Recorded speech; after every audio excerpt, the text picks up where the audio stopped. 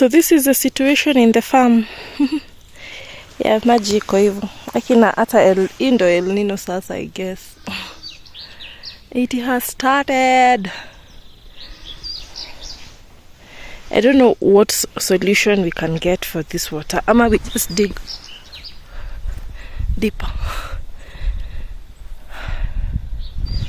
Yeah, it's flooded like that. Sasa when it rains more,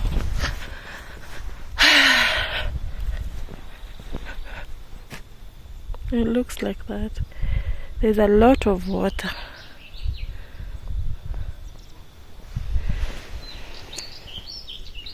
A lot. The maize is doing well, were it not for the water.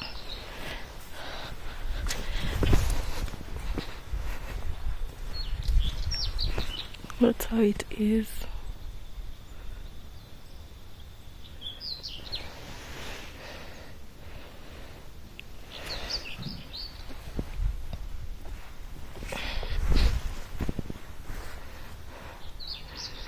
Na hata huko kwa mahindi huko tunakaa hivyo.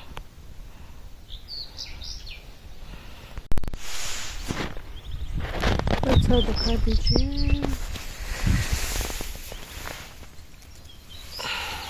That's how it is.